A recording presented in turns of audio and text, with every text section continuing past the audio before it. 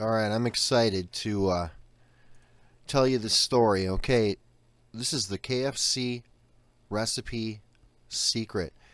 Now, all of you that are older, 40, well, probably 38 to 50, on up. If you're over 40 years old, you probably remember KFC, Kentucky Fried Chicken, tasting unbelievably good. When I was a kid in the 60s, in the late 60s, I remember we went to Kentucky Fried Chicken every once in a while.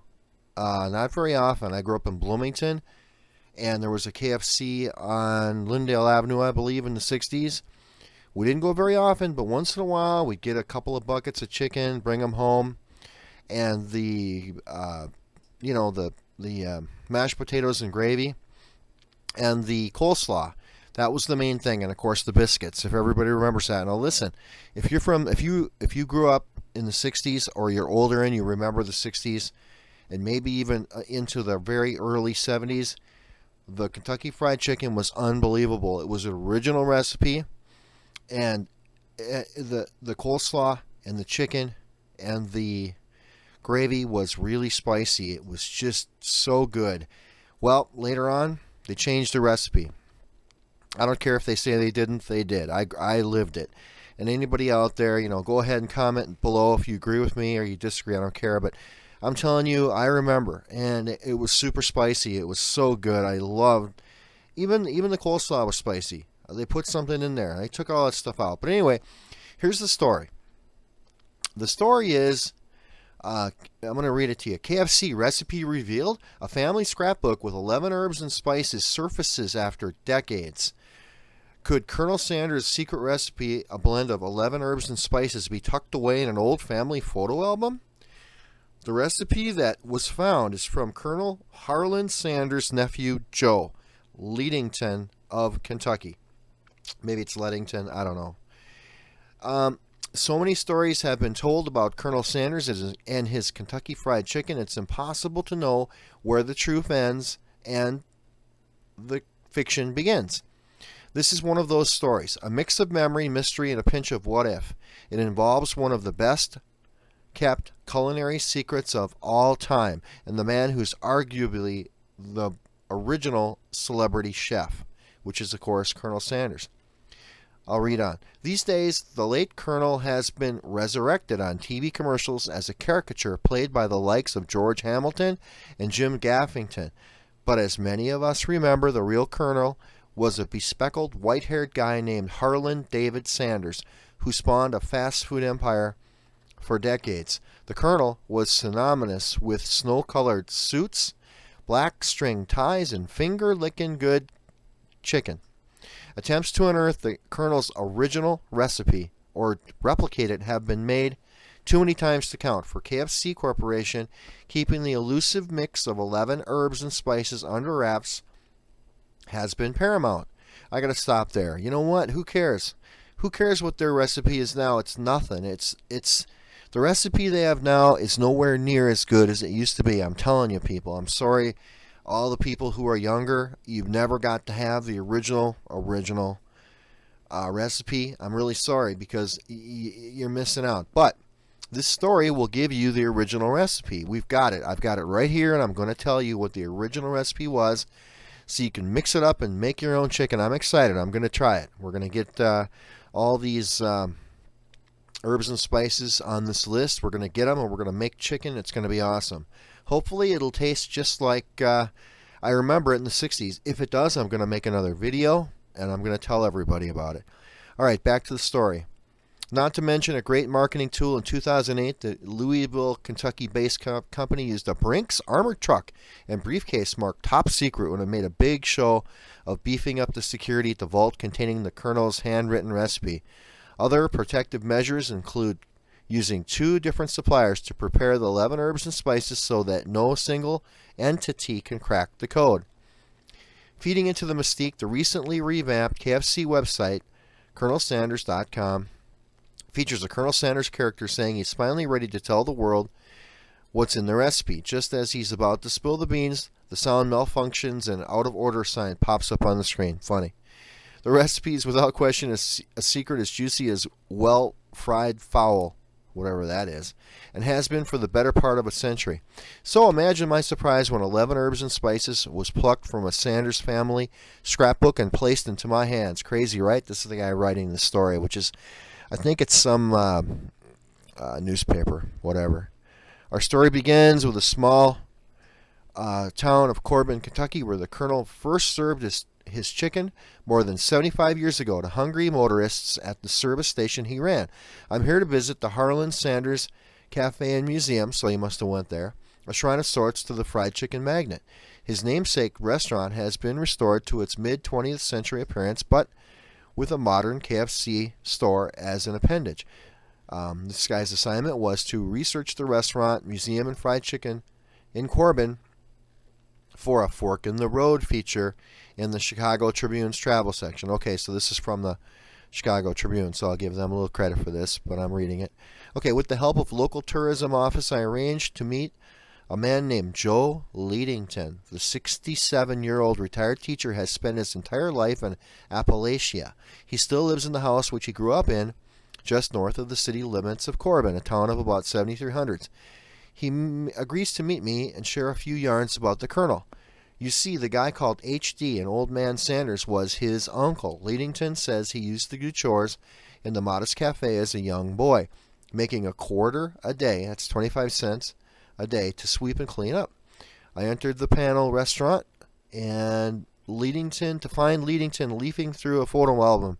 His wife Jill sits quietly at the next table, munching chicken from a familiar red and white box. Funny. Leadington and I, or Leadington, shake hands. We tell him about the assignment that brought me to this part of Kentucky. And he's got the photo album in front of him, overstuffed with pictures, newspaper clippings, and various family documents.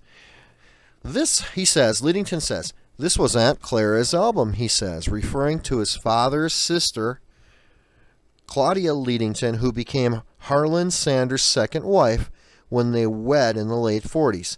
Claudia worked as a waitress in the cafe and was instrumental in launching what would become a multi-billion-dollar fast food chain boasting nearly 20,000 KFC restaurants in more than 125 countries. The album, with its nondescript cover and clear cellophane sheets, looks like the one I used to buy for $1 at Walgreens. Leadington turns the pages, occasionally stopping to point out certain pictures, like the one of him posing with his famous uncle, and others taken at the opening of a KFC in some faraway land. Sanders was always sporting one of his iconic white suits. Leadington says he had a closet full of them. Yeah, he had a bunch of those same suits. Leadington continues to leaf through the family scrapbook, pausing here and there to share a memory or two. Let's see. His last will and testament of his Aunt Clara, it tells me, and she died in 1996 at age 94. I can show you every family member. I can show you what every family member got. They all inherited some money. He got a couple of $100,000. But what he's really interested in is a handwritten note in the back of the document. At the top of the page in blue ink it says, 11 spices mixed with 2 cups of white flour. That's followed by all the herbs and spices and the measurements of each. Now, it lists here the recipe, but I'm not going to read this until the end of the video. Sorry, everyone. Okay, so he shows the original handwritten sheet with the 11 herbs and spices, which I will reveal at the end of this video. Okay, so let's see. He's had this album forever. Okay, and then he says he quickly points out that the writing isn't his uncle's. He's not sure who jotted down the list of 11 ingredients, but he says he's sure that's authentic because as a boy, he helped blend those herbs and spices on a flat concrete roof of his uncle's garage. Okay, so what he's saying is this handwritten note is not his uncle's writing, but he is sure that this is authentic because as a boy, he helped blend those exact herbs and spices on a flat concrete roof of his uncle's garage. I mixed them over the top of the garage for years, he recalls, noting that the job came with the fringe benefit of getting to use the swimming pool at Sanders' Motel Restaurant Complex. a nice perk during the hot summer months. The big thing we did was to mix it up with flour and bag it up and sell it to restaurants. Actually, my job was cutting up chickens and bagging up chicken mix. That's what I did as a 10, 11, and 12-year-old kid. The main ingredients for this coating, the coating of the chicken, the fried chicken, Kentucky Fried Chicken, according to this recipe, are, I'm going to read it later. I'm not going to give it up yet. The main ingredient is secret. I'll tell you in a minute. Is this the recipe? Is this the exact recipe? Well, I think it is. I really do. And I'm really excited to mix this up in my kitchen and make myself this kind of a shake and bake thing. And my own, you got that shake and bake stuff, which is okay, but this is going to be so much better. It's going to be the real deal. All right, let's see what it says. In the early 50s, the colonel, an honorary title bestowed by the governor of Kentucky, began selling to other restaurants as two keys to his Tasty Birds custom pressure cookers and the mix. So it is a pressure cooker also. So I don't have one of those, but I'm going to try it. All right, so I've always wondered that. Was the Colonel Sanders really a colonel? Looks like he wasn't. I don't think he was in the military. It looks like his title was an honorary title bestowed by the governor of Kentucky in the early 1950s. So he wasn't really a colonel, but that's okay. If the governor gave him the title, he gave him the title. So he says the original KFC chicken was better because it had more breading to it. So it had breading, okay? It was individually hand breaded and topped in those and dropped in those pressure cookers. You cooked it until it started turning brown. Then you put the lid on the pressure cooker and brought it to 12 pounds of pressure for 10 minutes. And then you started letting the pressure off. When you uncapped it and the pressure was off, it was perfect. Golden brown, fall off the bone. Okay, so he says the original KFC chicken, which is in the 50s, early 50s, was better, had more breading. So when you mix all this stuff up, bread it really thick, okay? Then if you want to do it right, you put it in a pressure cooker. You cook it in the pressure cooker with the lid off until it starts to turn brown. Then you put the lid on and bring the pressure up to 12 pounds of pressure for 10 minutes. And then you start letting the pressure off. And when you uncapped it and the pressure was off, it was perfect. Golden brown to fall off the bone. So he doesn't give times there, but you can figure it out. Make sure it's cooked right, people. Chicken. Make sure your chicken is cooked properly. You don't want to get any salmonella or anything weird. Okay, sit across from Southern Draw, blah, blah, blah. Took a few pictures. I watched Liddington in the scrapbook. All right, so that was basically the story. And I do have some more information here about Colonel Sanders that I'd like to read. Hopefully I can find it. I got it right here. Okay, now I've got some interesting story about Colonel. I'm going to tell you the recipe in a second, but I've got an interesting story about Colonel Sanders that was not in this this Tribune article. I found this a long time ago on the internet. Colonel Sanders, Story of Failure. Okay, now this is a story of Colonel Sanders' life. And he didn't just make it. I mean, he struggled. It turned out he didn't really make it and make any money until he turned 65. He was pretty much a failure. Now, here's the story. So this is something to tell everybody that's struggling out there. You've got a chance to make it. Don't give up, okay? I don't care how old you are. This guy, Colonel Sanders, didn't make the big time till he was 65. And here's the story. Okay, Colonel Sanders' Story of Failure. He was married at 19 and then later divorced. He had a son who died from infected tonsils. He got a job at a railroad, lost it for fighting with fighting with another guy he worked with. Practiced law until his law career ended for having a brawl with his own client in the courtroom. So he was a lawyer. After that, he moved back in with his mother. He got a job with a life insurance company, lost it for insubordination. Started ferry boat company, crashed shares to start started ferry boat company, cashed in the shares to start lamp manufacturing company, which failed. Well, it's kind of hard to read that. Got a job as a salesman, lost it. Ran a service station which closed due to the Great Depression. So that's right there. That's the 30s. Ran another service station for 10 years, was going well. Then a fire burned it down. He rebuilt it into a restaurant and a motel, but in World War II it dried up. But World War II dried up tourism and his business failed. So now we're talking 1941 through 1945.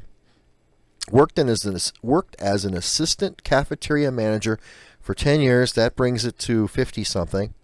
Started licensing his chicken idea to restaurants at age 65.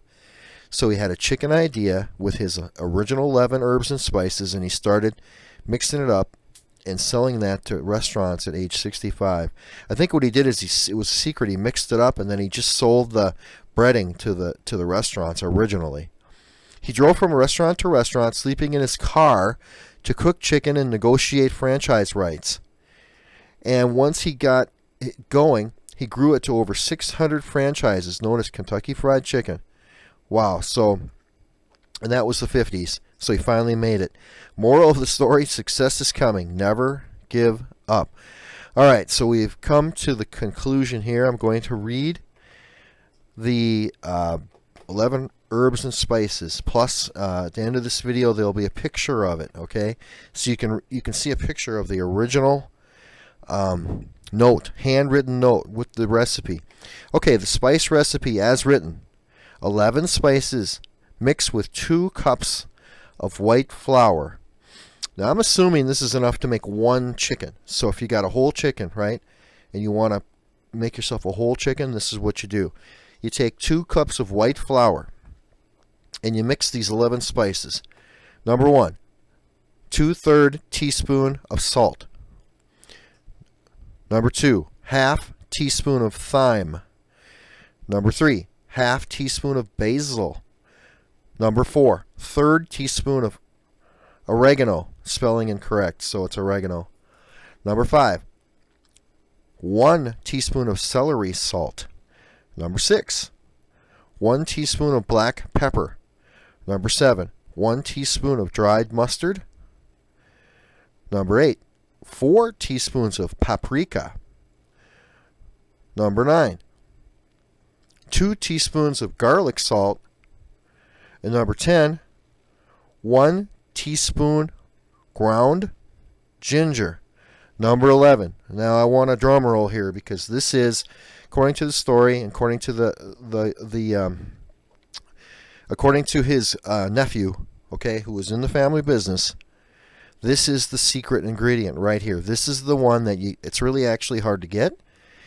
And this is the absolute secret ingredient that really made this taste good, and I believe it because I grew up in the 60s, and I'm telling you, this is the secret ingredient right here. It's the number 11, okay?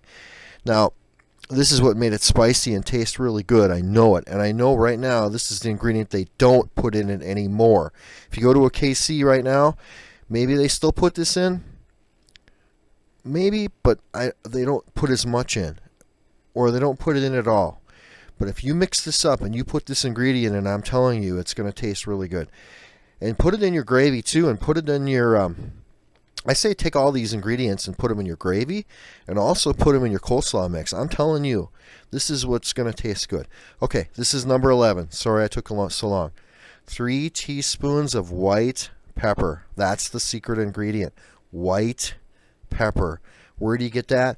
I don't know, but go out and find it. Find all this stuff, but I'm not sure I've ever even seen white pepper. Now this is the secret, okay? And there's quite a bit of it. 3 teaspoons of white pepper. I might even put 4 in because I love this stuff. But anyway, that's the 11 herbs and spices. I want everybody to go out there and make this chicken, especially anybody older than 50 that remembers this stuff, the original stuff. I'm way older than 50, and I'm telling you, I remember this, and it was amazing. I want you to make this chicken. I want you to come back, and I want you to put comments in on this video and let me know how much you love this. And if you remember the old chicken, and I want you to put comments in and say, hey, thanks for getting this recipe out there. I love this stuff, or tell me you don't like it, whatever. But I'm telling you, anybody older than 50 years old is going to love this. So don't forget that white pepper. All right, I'm signing off. Please like this video. Please subscribe. I'd really appreciate it, and keep looking for more great videos. Take care. God bless everybody.